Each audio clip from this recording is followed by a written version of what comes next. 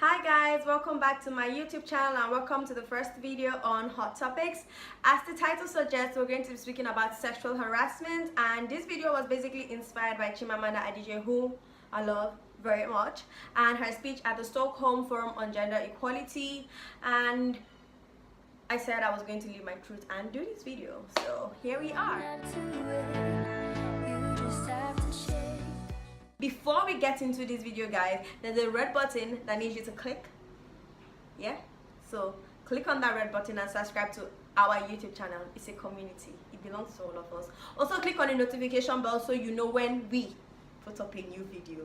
Yes guys, also please do not forget to like this video. So just like it now. Yes, so we're good. Like this video and let's comment below, because it's sexual harassment and I know we all have a thing or two to say about it. Now, before I did this video, I did a little bit of research on sexual harassment. Not so big research, I just needed to know what sexual harassment actually means. And so I'll be reading on what sexual harassment means. Sexual harassment means harassment in a workplace or other social situation involving or making of unwanted sexual advances or obscene remarks. Once I finished reading this, I realized most people had been sexually harassed and do not know.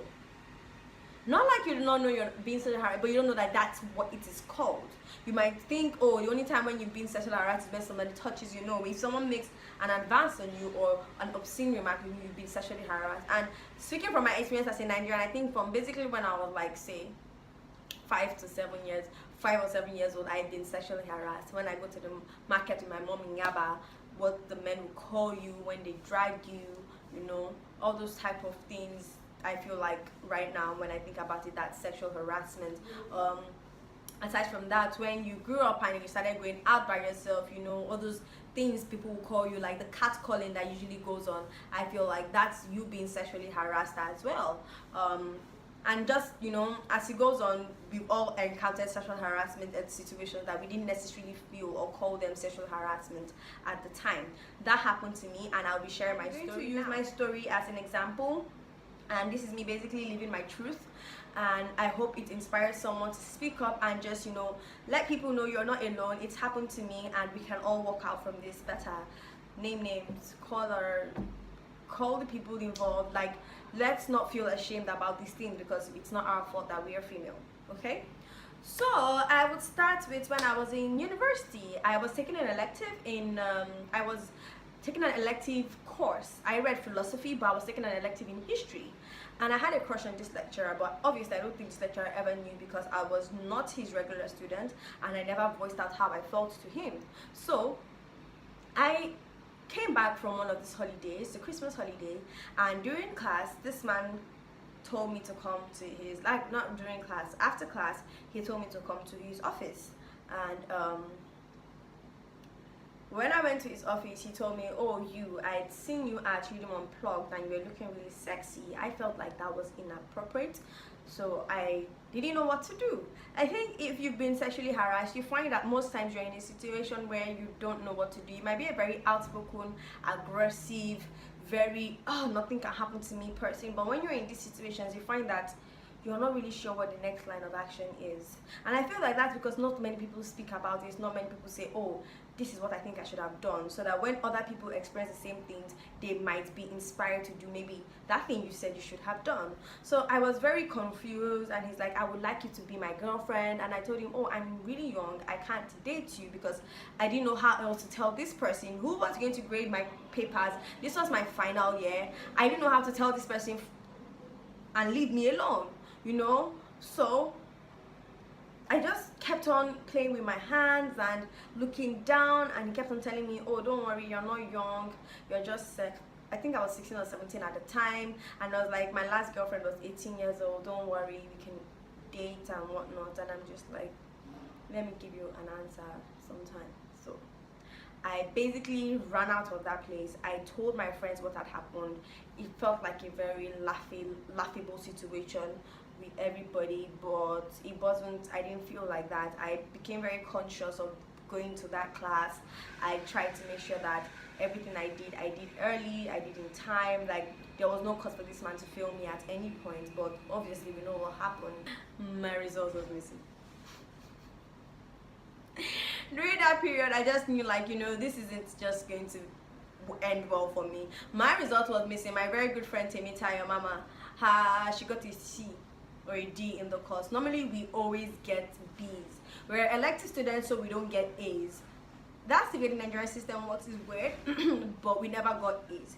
But when she got what she got, she was very shook, and she said that it's because of each other that I'm getting this thing, because we always used to sit together in class.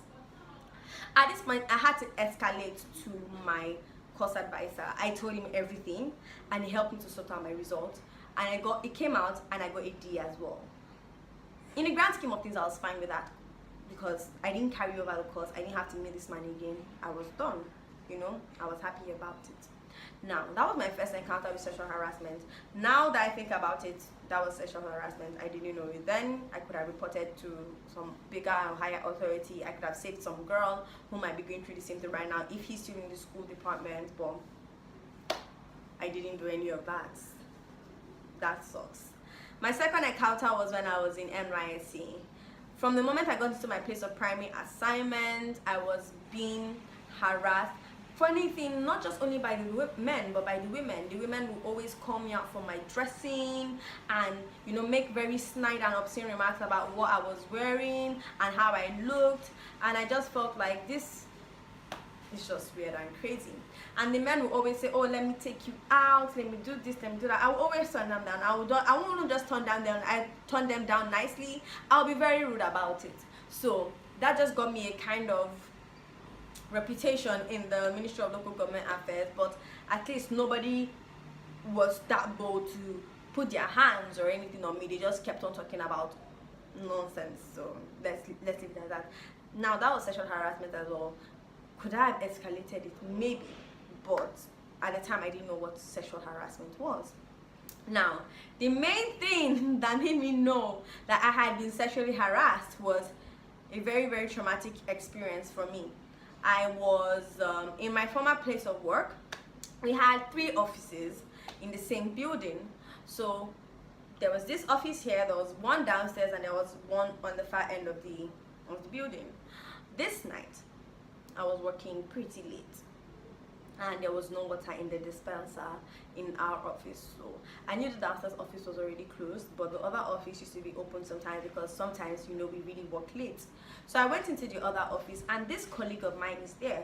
Now, this colleague of mine, we don't really have any interactions. We don't have to see unless there are meetings or we're on the staircase, I'm coming down, he's going up or something, and you just say hello, hi, oh, you're looking good, oh, thank you, oh, you don't look so bad yourself, that's good, just very, very cordial remarks that I believe people make in the office space.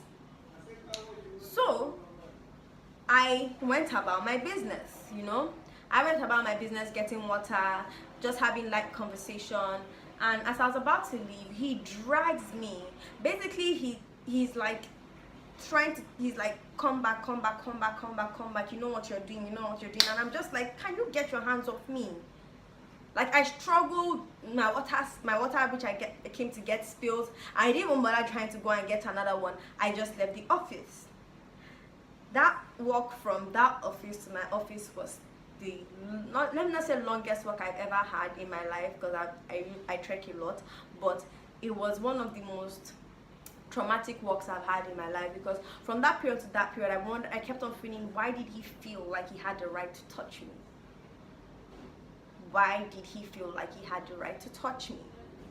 And so when I was leaving, or rather, when my colleagues that were in my own office space were leaving, I knew that I couldn't stay behind, because if I stayed behind, this means that other guy who was alone in that office would feel like, that's the end, I'm going to go and get her.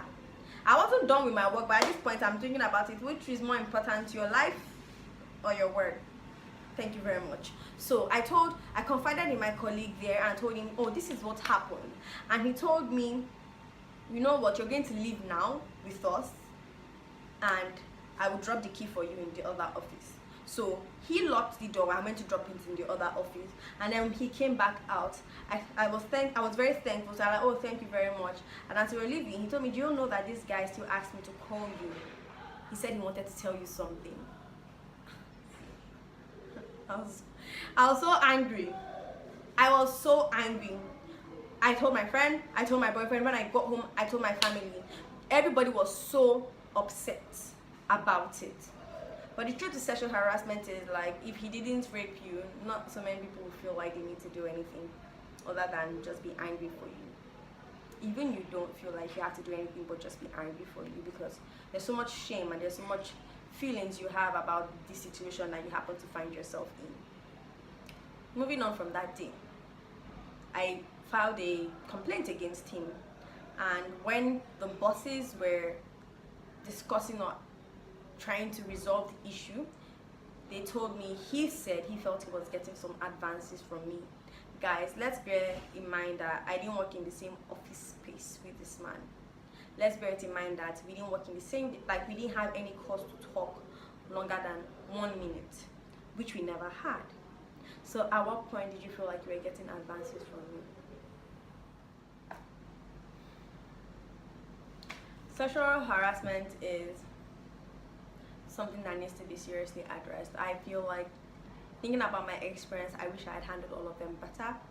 I wish I had done something to make people know that it's not right to do what you're doing, especially the male people who are mostly involved in sexual harassment. I feel I wish I had done something, because I felt so little, I felt so small, and I felt so insignificant. I felt like I was nothing more than my body, because at the end of the day, that's what you're just seeing, and I'm a human being, which is why people fight for the rights of women. That's why you're a feminist, because not because you want to become a man, not because you want to do certain things for yourself, but because you believe in the equal rights of both men and women. And that's just simply it. That's just simply it. I don't even know what to say, guys. Thinking about this has just made me feel emotions that I think I thought I had dealt with before, but obviously I haven't. And that's why it's just very important that we all speak our truth, and I encourage you to speak your truth. I did a poll on Twitter. I will be pasting the screenshots here, here, and here, here, here, and here. Wherever I'm going to do that, I'm going to post the shots.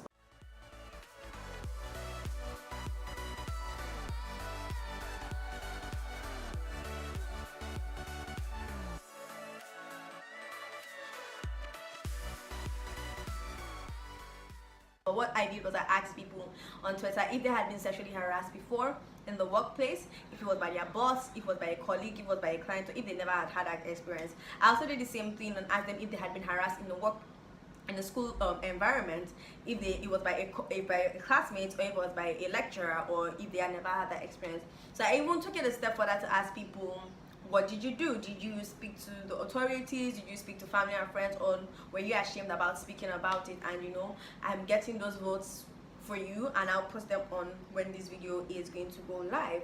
And yes, that's that about sexual harassment. What I want to say is, guys, no matter that, if you had found yourself in that situation, or whatever situation you find yourself in, do know that it's not your fault. You didn't cause that to happen. No matter what it is, you never gave your consent to be sexually harassed. And at the end of the day, be able to be bold to point out your harasser, if that's the word, or the person that is causing this pain that you now feel. Be able to bring that person out to the authorities or to the necessary people to make sure that justice is served, because at the end of the day, this person is going to keep on going thinking that this is normal, which it really isn't. So guys, I would like you guys to comment on your experiences or what you know about sexual harassment, what you feel about sexual harassment, because you know it is hot topics, especially in Nigeria. So thinking about the Me Too movement, people are talking about Me Too over there. These people are being sidelined, they're being banned from doing certain things. But let's bring it down to Nigeria. We will shake different tables when we talk about this in Nigeria, if we actually address it in Nigeria, because we're just telling the next generation this is what's going to happen to you. It's normal, because we're not talking about it here. We need to talk about it here. So this is me saying, me too, I've been sexually harassed, and I am not afraid to say it out. I'm not afraid to live that truth, and I am better for it, because that situation is never going to happen to me again, ever. And I want you to know, if you have been sexually harassed, it's not your fault. I'm saying this again, it's not your fault. You did nothing wrong. And the fact that you felt the way that you felt, it's actually normal, because we didn't speak about sexual harassment before. Like when we were young, nobody told us, oh, if this is sexual harassment, this is this. So we were not really enlightened. But now that you are, you're able to tell your friends, you're able to tell your younger ones, you're going to tell your children. And when something of something like one of these incidents happened to them, they know, oh, rah, I've been sexually harassed. Okay, so please comment below, let me know what you have to say about sexual harassment, and let's have nothing but love for one another. Okay, let's not body shame, victim shame here and tell people things that will just hurt them and not want them to express their truth. Please leave your truth, because Chimamanda inspired me to do mine. I would put her video, the video link to that speech, in the description box. I'll also put down the link to where I did the polls on my Twitter channel, so you can see them as well if necessary. But I'll just put all my social media links down in the description box below. Okay, thank you guys for staying this long with me. I tried to make it as short as I could. Like this video please, to encourage what I'm doing. Okay, comment, because you know this is hot topics and I want us to have like a conversation going on, right? You comment, I'm going to reply you. And don't forget to subscribe. Okay, don't forget to subscribe and click on the notification bell so you know when we have a new video. Till then, stay gracious. Bye.